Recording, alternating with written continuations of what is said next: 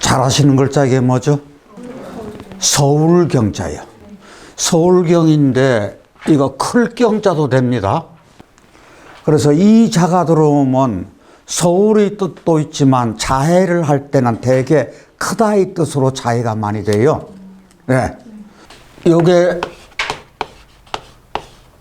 높을꼬하고 언덕구의 합이에요. 그런 거 안에 여기까지만 하더라도 높을꼬의 뜻이 있어요.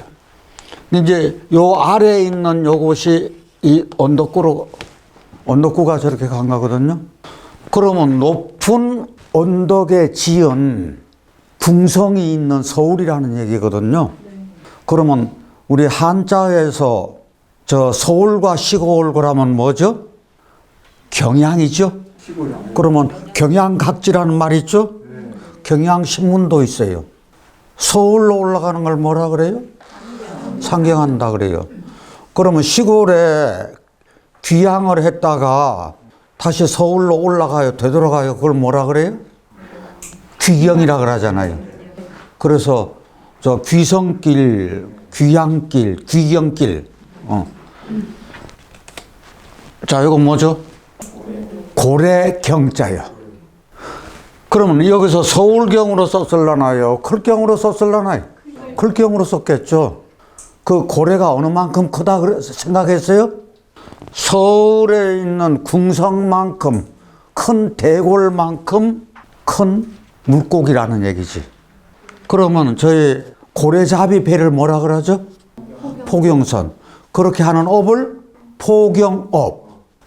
혹시 저 속담에 고래 싸움에 새우등 터진다는 말이 있죠? 그러면 그거를 경전이라고 하면 되겠다.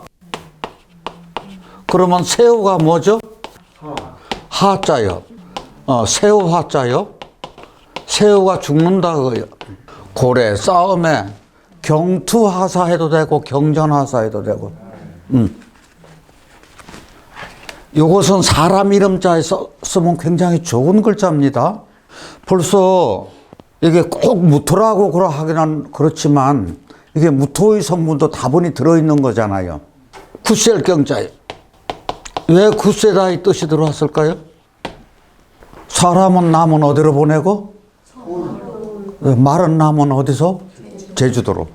그것처럼 이게 의지가 크고 굳센 사람이란 그렇게 돼야 의지가 있어서 서울로 갈 테죠. 요게 잘 아시는 서늘할 양이에요. 그런데 서늘할 양이 이렇게 얼음병에서 서늘을 향했는데 이건 속자입니다. 원자는 이거예요. 그럼 물가에 있는 높다랗게 지은 집 고짝은 굉장히 서늘하잖아요. 네. 그래서 음료 중에서 무슨 음료가 있어요? 청량음료가 있어요. 그게 염량이 때를 알아 그래가지고 이게 더위야 이게 세태를 풍자할 때 이런 말이 있죠. 이게 믿는다는 뜻인 믿을 양자예요. 그러면 이게 클 경자요. 큰 말이네. 이게 뭔 말이야? 생각이 큰 사람의 말은 우리가 믿을만 해요. 그래서 양해라고 할 때 양지하여 주시옵소서. 해량 바다 해자 써서 해량이라는 그런 말. 그럴 때 이 양자가 잘 쓰이는 말입니다. 이름자에도 쓸만해요. 이런 글자는. 그 다음에 이게 볕경인데요. 볕경인데 경치의 뜻으로도 쓰이죠. 여기 날이 있으니까 해가 서울 궁성 하늘 위에 높이 뜬 그런 모습인데 이 모습이 굉장히 밝다고요. 밝아서 그 경치가 보기가 좋죠. 그래서 경관이 좋다, 경치가 좋다, 풍경이 어떻다. 그러면 늦가을이면 뭐죠? 만추요. 아름다운 경치는 가경이요. 그러면 늦가을 아름다운 경치는 만추, 가경하면 되겠네요. 그런데 우리가 사람으로 이게 저 성시로 쓸 때 이 경시를 썼다고요. 이 경시가 조형물이 뭐였었죠? 여기에 이런 모습이 들어가 있는 거죠. 그래서 이게 태양이니까 병화니까 병화가 만물을 기르는 공덕이 엄청나게 크잖아요. 그것처럼 이 경시는 이게 흐르는 그 정신이 그와 같은 그 기상을 가지고 있어. 그래서 굉장히 밝은 덕을 베풀 줄 아는 사람일 거예요. 그래서 경시들이 그런 밝은 기상이 있다는 얘기거든요. 예. 요거 사람 이름자에 저는 많이 씁니다. 똑같은 경자에서 요거 획수의 차이예요. 이게 밝을 경자거든. 이게 해가 떠서 그 햇볕이 굉장히 밝다는 얘기거든. 해가 두 개 있는 글자인가요? 아니에요. 여기는 해가 뜨는 거고 요거는 해가 떠서 밝다는 뜻이거든. 그러니까 해가 두 개 이름자 들어간 건 아니에요. 그래서 이건 사람 이름자에 참 많이 쓰입니다. 저희 손친도 이 글자를 썼어요. 이게 휘다는 뜻인 휠호예요. 그래서 이게 굉장히 밝다 그래서 밝을 호자예요. 이것도 사람 이름자에 많이 쓰입니다. 예, 쓰면 또 좋고요. 왜 그런 거 아니에요? 첫째, 뭐가 있어요? 태양이 있잖아요. 그럼 해가 떴는데 해가 떴을 때의 그 흰머리털 반짝거리는 거하고 해가 안 떴을 때의 흰머리가 반짝거리는 거하고 어떤 게 더 빛나요? 그렇죠. 이게 해가 떠서 그 흰머리가 더욱 밝게 보이더라. 그러면 이 정도 되면은 나이가 연륜이 제법 쌓였다는 얘기죠. 그러면 경륜도 있겠네요. 그러면 장수를 뜻하는 그런 글자이기도 하겠죠. 예. 요거는요, 이게 수광원 해가지고, 넓을 광, 멀원 해가지고, 물이 넓고 멀다. 물 넓고 멀호. 이렇게 돼요. 그러면 왜 물이 넓고 멀게 보이느냐. 지금 이게 물이 흘러가는 모습 같아요. 물이 넓으면서, 폭이 넓으면서 멀리 흘러. 그러면 그 물이 큰 물이죠. 그럼 그 물이 반짝반짝 휘게 반짝인다는 얘기겠지.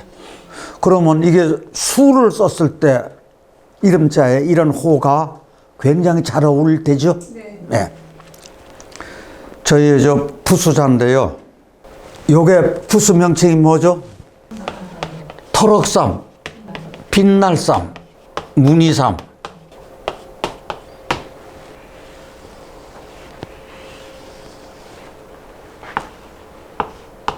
야, 이쁜 머리털이다.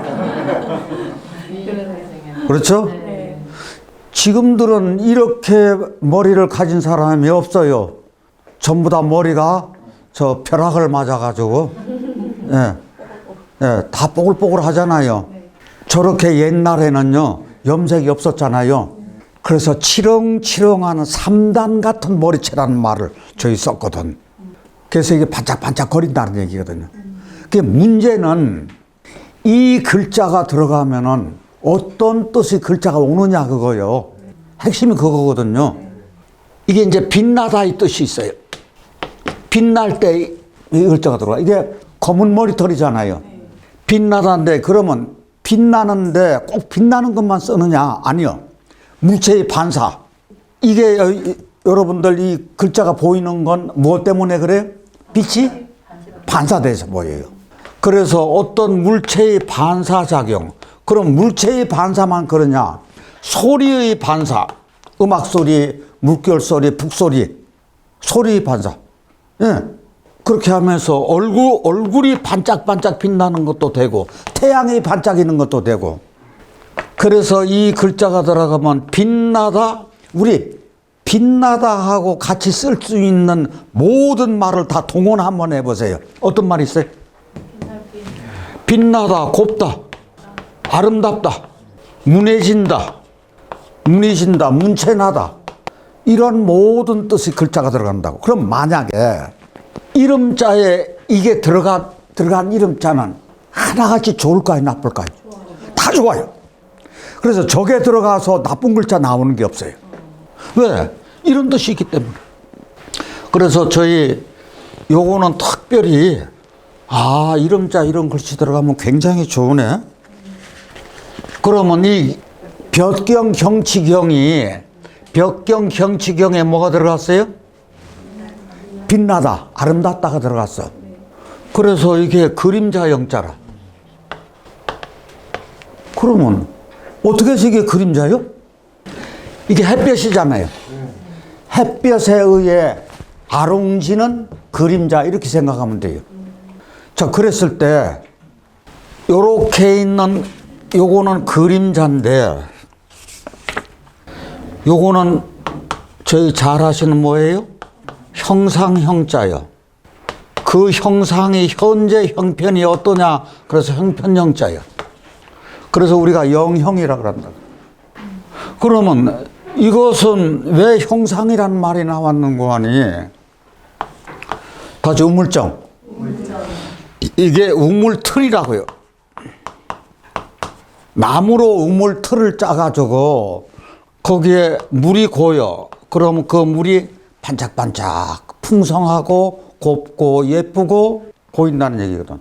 그런 형상. 그럼 형편이라는 것은 지금 현재 우물물이 상황은 어떠한가? 그랬을 때 저희가 그림자도 이 삼이 있고 여기 있는 형상도 삼이 들어가. 야, 이상하다. 왜 그림자도 이게 들어가고 형상도 왜 이게 들어가느냐 이게요. 이게 그림자가 있으려면은 무엇이 꼭 필요해요? 형상이 필요하잖아요.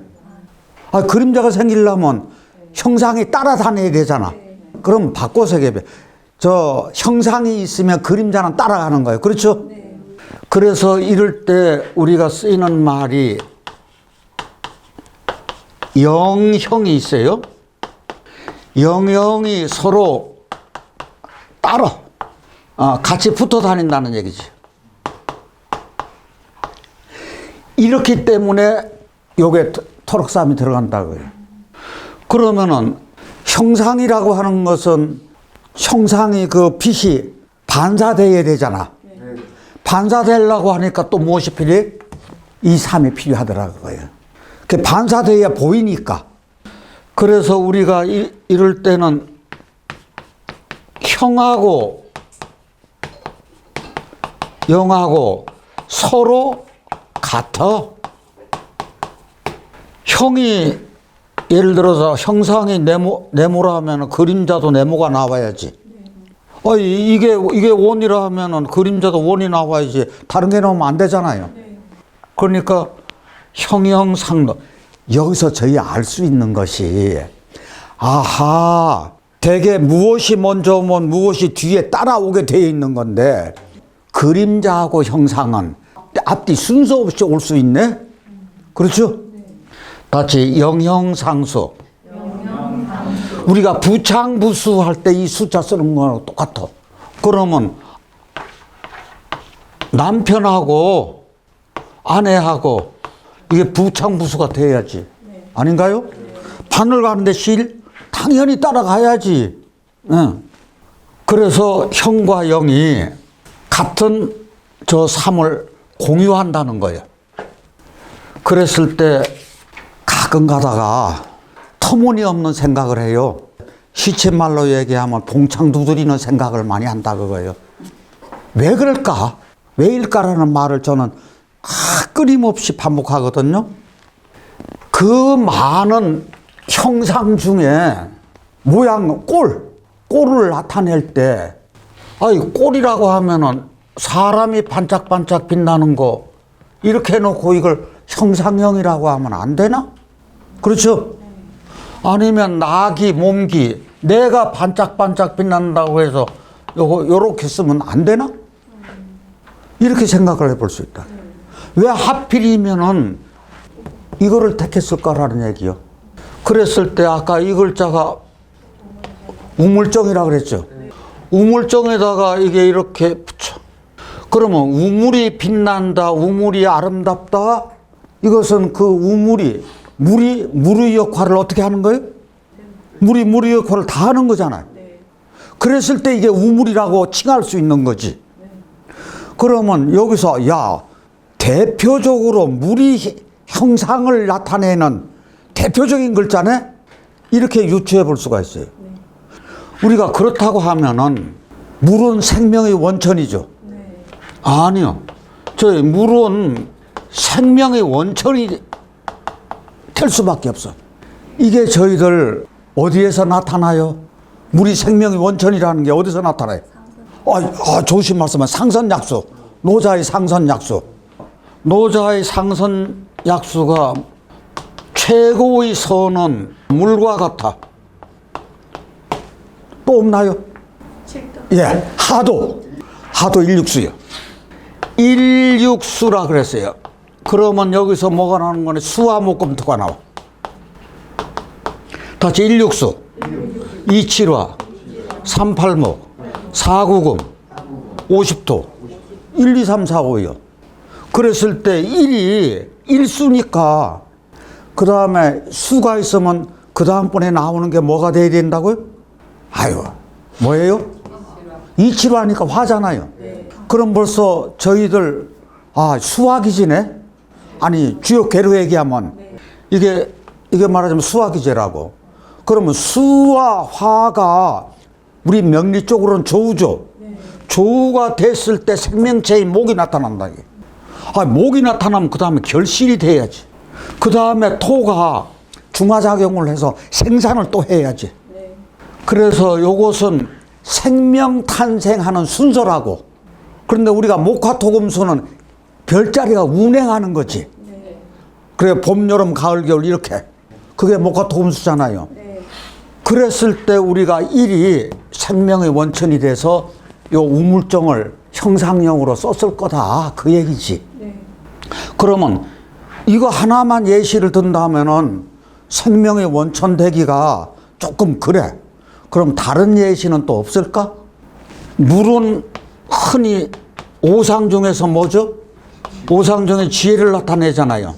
그러면 지혜 그럴 것 같으면은 우리 불과에서 지혜가 있죠. 육바라밀. 맨 마지막에. 예, 제일 마지막에.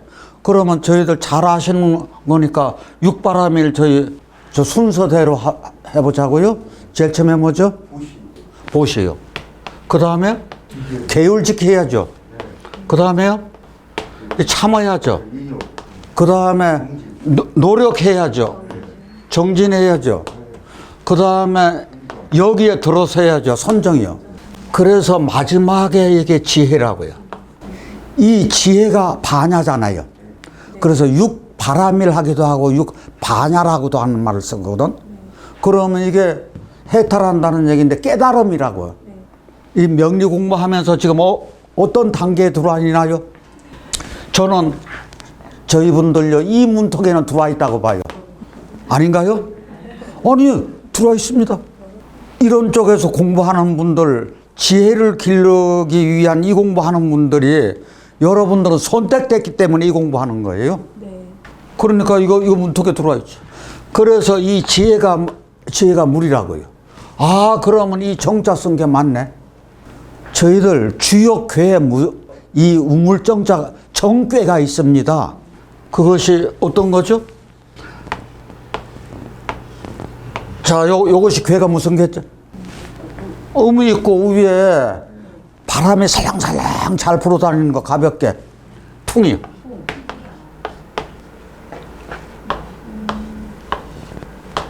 자, 이건 뭐예요? 물이요. 수풍정궤잖아요. 이 수풍정궤는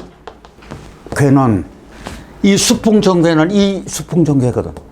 그럼 이 정궤는 풍이라고 하는 것은 풍목 나무요. 나무 틀을 짜가지고 아래다 박아. 그래가지고 샘물을 솟아나게 해. 벗어도 말라요, 안 말라요? 안 말라요. 왜? 항상 반짝인다 그랬으니까. 그냥 둬도 항상 차 있어요. 이게 뭔고 하니 군자의 덕이 이 정도 되면 어떨라나요? 군자의 덕이 이 정도는 돼야겠죠. 그래서 저는 이 수풍정괴를 굉장히 공부하는 사람으로서 꼭 가져야 될 덕목 아닌가 하는 생각도 가져요. 그래서 제 자동차 번호가 수풍정괴예요. 그렇다고 했을 때 우리가 형상이라고도 하지만 형체라고도 그러죠. 여기서 형이 체를 끌어당겨 가지고 형체가 됐을 거다. 요거는 큰 수 전체를 나타내는 거고 이 몸체는 이 일부요. 그래서 저희 형체라는 말이 들어간 거 아닌가. 어떤 글자가 하나가 선택될 때는 형상이라는 말이 제일 처음에 요거 하나만 있었을까? 아니요. 여러 가지 글자가 생겼을 거예요. 그런데 세월이 지나가면서 쓸모없는 건 다 도태가 되는 거예요. 저는 한자의 변천 과정을 그렇게 보는 거거든. 제일 처음부터 하나가 딱 결정돼 가지고 그거로 쓰인 건 절대로 아니에요. 저 옛날 그 변천 과정 같은 그런 책들을 보시면 잘 아실 거예요. 그래서 사용하다가 저 순리에 안 맞아 하는 건 다 도태가 되는 거지. 그렇게 하고 나중에 살아남는 것이 이렇게 살아남는 거라고요.